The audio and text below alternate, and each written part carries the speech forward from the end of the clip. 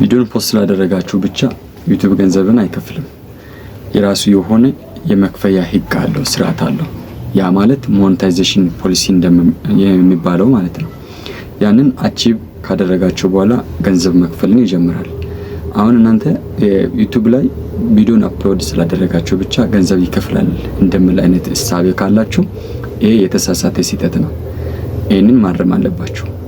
ለምሳሌ አንድ ሰው ቪዲዮን ፖስት ስላደረገ ብቻ የሰውን ቪዲዮ አምጥቶ ፖስት ስላደረገ ብቻ ቪዲዮ ፖስት አድርጓል ብሎ ዩቲዩብ አይከፍልም። የራሱ የሆነ ፖሊሲ አለው። ኦሪጂናል የሆነ ኮንቴንት ክሬት ማድረግ አለባችሁ። ኦሪጂናል የሆነ ኮንቴንት ክሬት አድርጋችሁ ዩቲዩብ ላይ አፕሎድ ስታደርጉ ዩቲዩብ የናንተን ቪውን የናንተን ኮሚኒቲን አይቶ አውዲየንስ የሚወደው አይነት ቪዲዮ ከሆነ አይቶ ሳብስክራይበር ይጨምራል። ሰዎች ሳብስክራይብ ሲያደርጉ ይቆጥራል። ያ ተቆጥሮ 1000 ሳብስክራይብ ሲሞላና 4000 ዎች አወር በ12 ወር ውስጥ ሲሞላ ሞኔታይዜሽን ኦን ማድረግ ትችላላችሁ። ያ ማለት ኦሪጂናል ኮንቴንት ከሆነ ብቻ ነው። የሰውን አምጥታችሁ አፕሎድ ስላደረጋችሁ ብቻ ሞኔታይዜሽን ፖሊሲ ኦን አይደረግም። ይሄንን ኦን ካደረጋችሁ በኋላ የሞኔታይዜሽን ፖሊሲ አፕሮቭ አድርጎ የናንተ ዩቲዩብ ገንዘብ መስራት ይጀምራል የሚለውን ዲሳይድ ያደርጋል።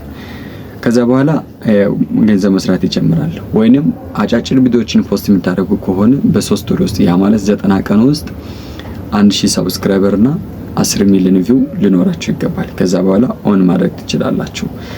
ይሄ የራሱ የሆነ ፖሊሲ ነው። ይሄንን ካለን ክፍያ መንገዶቹ እናያለን። ለምሳሌ እንዴት ይከፍላል የሚለው ማለት ነው። እንዴት ይከፍላል የሚለው ስናየው ዩቲዩብ የሚከፍለው በአድሰንስ በኩል ነው። አድሰንስ የሚባል ካምፓኒ አለ፣ የጎግል ካምፓኒ ነው። አድሰንስ በኩል እናንተ የሰራችሁትን ገንዘብ ለአድሰንስ ይከፍላል።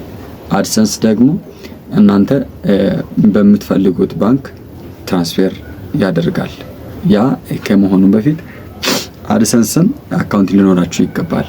አድሰንስ አካውንት ለመክፈት ደግሞ ትክክለኛ ሞኔታይዝድ የሆነ ዩቲዩብ ቻናል ወይንም ዌብሳይት ሊኖራችሁ ይገባል።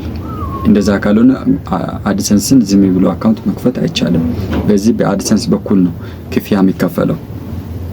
ይሄንን አድሰንስ አካውንት ካላችሁ ገንዘብ ማግኘት ትችላላችሁ። ደግሞ አድሰንስ ላይ ሲከፍል ዩቲዩብ እንዴት ነው የሚከፍለው? ከ1000 ቪው ጀምሮ ይከፍላል። እናንተ እንደየኒቻችሁ ይለያያል።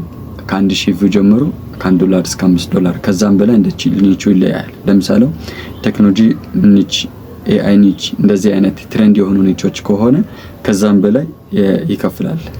ይሄን በአድሰንስ በኩል ክፍያውን ይከፍላል። ያ ማለት መስጠቂያ እናንተ ቪዲዮን አፕሎድ ታደርጋላችሁ። እናንተ አፕሎድ ያደረጋችሁትን ቪዲዮ ሰው ያያል። ሲያይ ዩቲዩብ በዛ ቪዲዮ በኩል መስጠቂያን ይለቃል። ከአንድ ካምፓኒ ጋር ዲል ያደረገው መስጠቂያን በዛ በኩል እንድሰማ እንድታወቅ ወይም እንድታይ ያደርጋል። ያም መስጠቂያ ስታይ በዛ መስጠቂያ የተከፈለውን ክፍያ ከዛ ለናንተ ደግሞ የራሱን ድርሻ ወስዶ ለናንተ የናንተን ድርሻ በአድሰንስ በኩል ይከፍላል።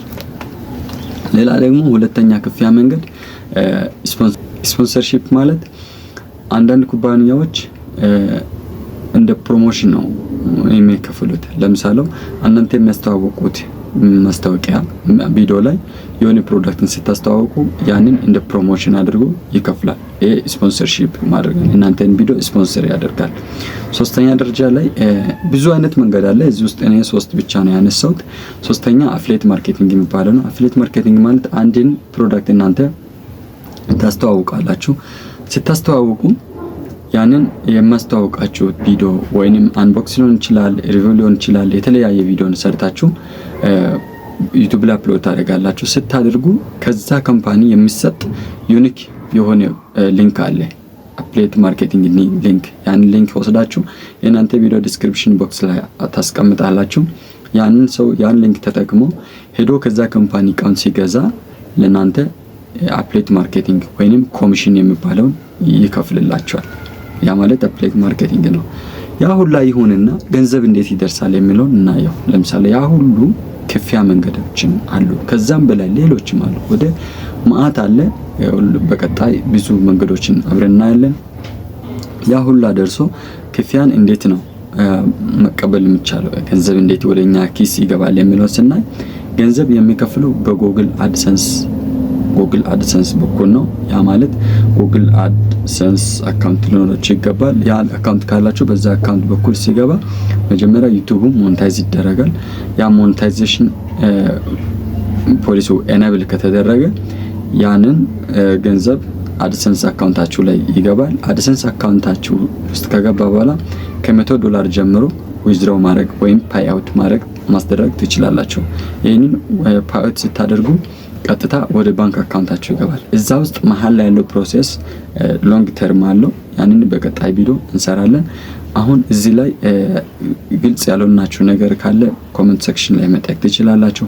በቀጣይ በሌላ ቪዲዮ እንመጣለን።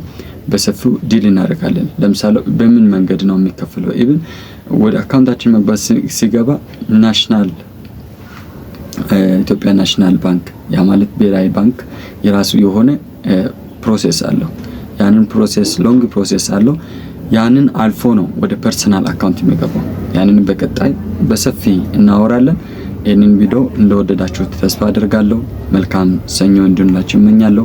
በቀጣይ ማታም ይሁን በተመቸን ሰዓት ቪዲዮ እንደዚህ አፕሎድ እናደርጋለን። በየሰዓቱ አፕሎድ የሚደረጉ ቪዲዮዎች እናንተ እንዲደርስ አካውንቴን ሰብስክራይብ ማድረግ አትርሱ። የኖቲፊኬሽን በተን ኦን በማድረግ በየጊዜው የሚለቀቁ ቪዲዮዎች ቶሎ እንዲደርሳችሁ በጉጉት ትጠብቃላችሁ። ወዳችኋለሁ። መልካም ቀን እንዲሆንላችሁ እመኛለሁ። ቸር ቆዩ። ቻው።